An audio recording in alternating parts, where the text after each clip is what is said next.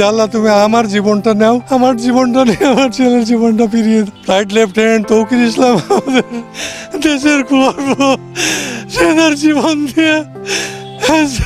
হে আল্লাহ, তুমি আমার জীবনটা নাও, আমার জীবনটা নিয়ে তুমি আমার ছেলের জীবনটা ফিরিয়ে দাও। ছেলে তৌকির ইসলামের কবরের দিকে তাকিয়ে কথাগুলো বলতে বলতে অঝরে কেঁদে চলেছেন বাবা তহুরুল ইসলাম। আমার বেডরুমে এসে আমাকে জড়িয়ে ধরে শুতো।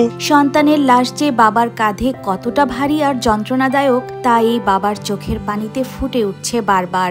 বিমান দুর্ঘটনায় পাইলট ছেলে তৌকিরকে হারিয়ে এখন পাগল প্রায় তিনি। সে সর্বোচ্চ ভালো ছেলে, তার কোনো দোষ ছিল না। সিএমএইচে চিকিৎসারত অবস্থায় ভেবেছিলেন আল্লাহ তাআলা হয়তো তার ছেলেকে সুস্থ করে বুকে ফিরিয়ে দেবেন। সে আশায় শেষ পর্যন্ত অপেক্ষা করেছিলেন এই বাবা, কিন্তু তৌকিরের আর বাড়ি ফেরা হলো না। ছেলেকে পরম যত্নে রেখে এসেছেন কবরে। তার মাকে জড়িয়ে ধরে শুতো। তৌকির ইসলাম সম্পর্কে তার বাবা জানান, আমার ছেলে অমায়িক মানুষ ছিল। সে প্রতিটা জায়গায় তার কাজের জন্য অ্যাওয়ার্ড পেয়েছে। কিছুদিন আগে সে ভারত থেকে বিমান বাহিনীর ফাইটার কোর্সে গৌরব অর্জন করেছে। আমাদেরকে সব সময় বলতো, বাবা শরীরের দিকে খেয়াল রাখবা। উত্তরা মাইলস্টোন কলেজে আকস্মিকভাবে বিমান নিয়ে বিধ্বস্ত হন ফ্লাইট লেফটেন্যান্ট তৌকির ইসলাম।